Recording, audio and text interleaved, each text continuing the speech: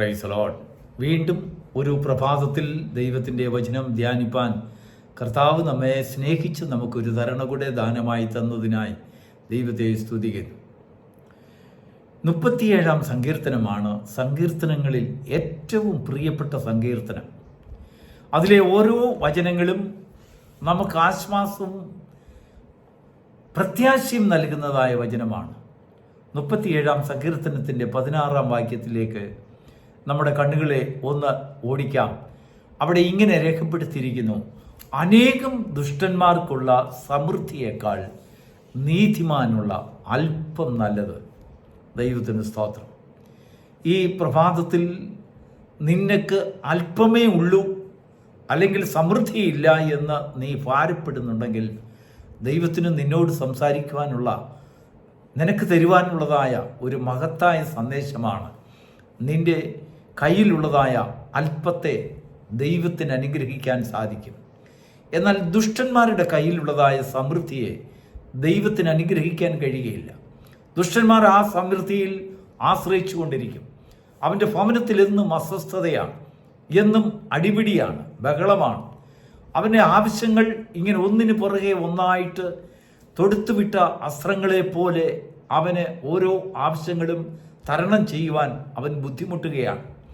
അവൻ്റെ ഭവനത്തിലെ കണ്ണുനീരിന് ഒഴിവില്ല, ആവലാതികൾക്കൊഴിവില്ല, സങ്കടങ്ങൾക്കൊഴിവില്ല, പ്രയാസങ്ങൾക്കും അനേകമായ ദുർഘടങ്ങൾക്കും അവൻ്റെ ഭവനത്തിൽ ഒരവധിയുമില്ല.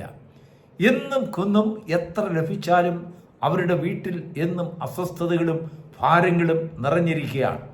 അവന് കിട്ടുന്നതായ സമ്പത്ത് മുഴുവനും ദുഷ്പ്രവൃത്തികൾക്കായി തികയാതെ വരുന്നു. വീണ്ടും വീണ്ടും അവൻ അപഹരിക്കാൻ നോക്കുന്നു, മോഷ്ടിക്കുവാൻ നോക്കുന്നു, മറ്റുള്ളവരെ ചതിക്കുവാൻ നോക്കുന്നു, എങ്ങനെയെങ്കിലും മറ്റുള്ളവരുടെ പണം പിടിച്ചു പറിക്കാൻ നോക്കുന്നു.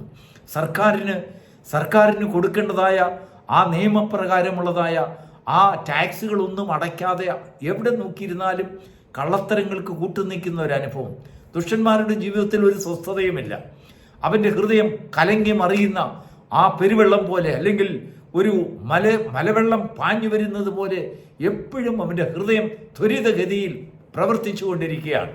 ഓരോ ദിവസവും പ്രഭാതത്തിൽ ദുഷ്ടന്മാർ ചിന്തിക്കുന്നത് ആരെ ചതിക്കാൻ കഴിയും, ആരുടെ കയ്യിൽ നിന്ന് പിടിച്ചു വാങ്ങുവാൻ കഴിയും, എങ്ങനെയാണ് അപഹരിക്കാൻ കഴിയുന്നത്, ഏത് രീതിയിലാണ് മറ്റുള്ളവർക്ക് ബുദ്ധിമുട്ടുണ്ടാക്കുവാൻ സാധിക്കുന്നത്. ഇങ്ങനെ അവരുടെ ഹൃദയം പാടുപെട്ട് ചിന്തിച്ചു കൊണ്ടിരിക്കും. അവരുടെ വരുമാനത്തിൽ നിന്ന് അവർ ആ സർക്കാരിനോ അവരെ ഭരിക്കുന്നവർക്കോ അവർ നികുതി കൊടുക്കുകയില്ല. ആ നികുതിയെ ഒഴിഞ്ഞു പോകുവാൻ അവർ ചിന്തിക്കും. അതിൽ ദൈവമക്കളുമുണ്ട്, ദൈവമക്കളെന്ന് പേരുള്ളവരുമുണ്ട്, ലോകത്തിലുള്ളതായ ലോകമനുഷ്യരുമുണ്ട്. എല്ലാവരും ദുഷ്ടന്മാരുടെ ലിസ്റ്റിലാണ് ദൈവം അവരെ ഉൾപ്പെടുത്തിയിരിക്കുന്നത്. എന്നാൽ നീതിമാനെ സംബന്ധിച്ചിടത്തോളം അവൻ്റെ ഭവനത്തിൽ അല്പമേ ഉള്ളൂ എങ്കിലും അവൻ്റെ ഭവനത്തിൽ എന്നും ഒരു സന്തോഷത്തിൻ്റെ സംഗീതമുണ്ട്. ദൈവത്തെ സ്തുതിക്കുവാനും ആരാധിക്കുവാനും അവൻ്റെ ഹൃദയം വെമ്പൽപ്പെടും. അവൻ്റെ ആവശ്യങ്ങളെ ദൈവസന്നിധിയിൽ വെച്ചുകൊണ്ട് 37-ാം സങ്കീർത്തനത്തിൻ്റെ 5-ാം വാക്യത്തിൽ ഇങ്ങനെ വായിക്കുന്നു: നിന്റെ വഴി യഹോവയെ പരമേൽപ്പിക്കുക, അവൻ അത് നിർവഹിക്കും. അപ്പോൾ ദൈവത്തെ പരമേൽപ്പിച്ച് വഴികളും ആവശ്യങ്ങളുമൊക്കെ ദൈവത്തെ പരമേൽപ്പിച്ചു കൊണ്ടുള്ളതായ ഒരു യാത്ര നീതിമാന് മാത്രം സ്വന്തമാണ്. അതവൻ്റെ അവകാശമാണ്. ദൈവം അവന് കൊടുത്തിരിക്കുന്നതായ സമ്പത്ത് പോലെയാണ് അങ്ങനെയുള്ളതായ ഒരു സ്വഭാവം. കാരണം എന്താണെന്നറിയാമോ? എത്രയില്ലായ്മയിലും അവൻ സമാധാനം കണ്ടെത്തുന്നു. അവൻ്റെ ഭവനത്തിൽ നിന്നും ഒരു സംഗീതമുണ്ട്. അവൻ്റെ ഭവനത്തിൽ നിന്നും ഒരു തൃപ്തിയുടെ വാക്കുകളുണ്ട്. അവൻ്റെ സംഗീതത്തിൽ ഏത് പരീക്ഷകളെയും പ്രയാസങ്ങളെയും ഏത് വിധമായിട്ടുള്ളതായ ദുർഘടങ്ങളെയും അതിനെ നേരിടുവാൻ അവർ ദൈവത്തിൽ ആശ്രയിക്കുന്നു. സർവശക്തനായ ദൈവത്തിൽ, സമ്പന്നനായ ദൈവത്തിൽ അവർ ആശ്രയിക്കുന്നതിനാൽ ദൈവം തൻ്റെ മഹത്വത്തിൻ്റെ ആ ധനത്തിൻ്റെ മഹത്വത്തിനനുസരിച്ച് അവരെ വഴി നടത്തുന്നു.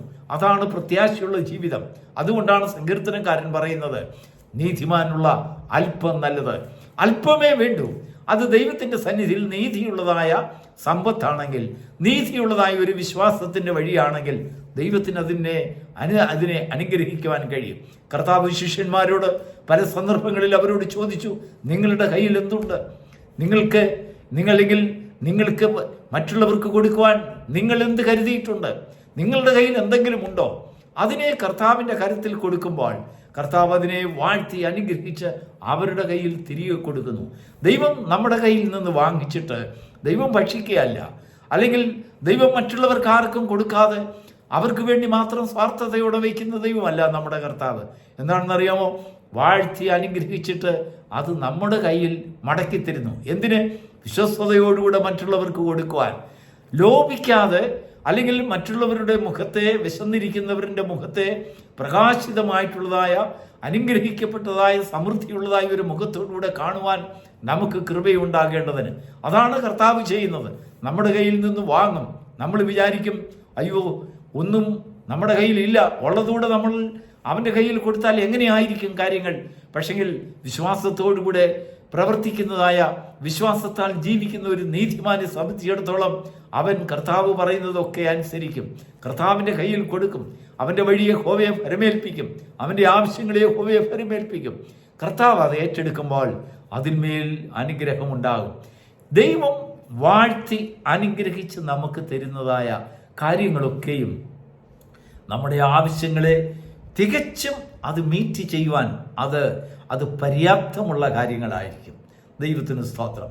എന്നാൽ നമ്മുടെ ഹൃദയത്തിൽ നമുക്കൊരു ആത്മീകമായിട്ടുള്ളതായ ഒരു നിശ്ചയം നമുക്കുണ്ടായിരിക്കണം. അപ്പോസ്തലനായ പൗലോസ് പറയുകയാണ്, ഇല്ലായ്മയിൽ ഇരിപ്പാനും സമൃദ്ധിയിൽ ഇരിപ്പാനും എനിക്കറിയാം. ഞാൻ അഭ്യസിച്ചിട്ടുണ്ട് എന്ന് പറഞ്ഞാൽ ഞാൻ ഇല്ലായ്മയിൽ കൂടെ പോയിട്ടുണ്ട്. അവിടെയൊന്നും ഞാൻ നിരാശപ്പെട്ടിട്ടില്ല. സമൃദ്ധിയുള്ളപ്പോൾ ഞാൻ അഹങ്കരിച്ചിട്ടില്ല. അതും ദൈവത്തിൻ്റെ ദാനമെന്ന് ഞാൻ എണ്ണി.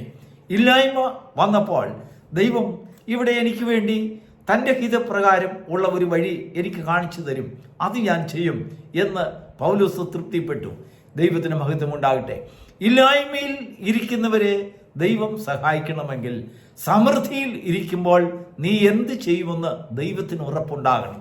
ദൈവം നിന്നെക്കുറിച്ചൊരു വിശ്വസ്തത നിനക്കുണ്ടെങ്കിൽ മാത്രമേ നിന്റെ കയ്യിലുള്ളത് അത് ദൈവം നിന്നെ അനുഗ്രഹിച്ച് ഏൽപ്പിക്കാൻ കഴിയുകയുള്ളൂ.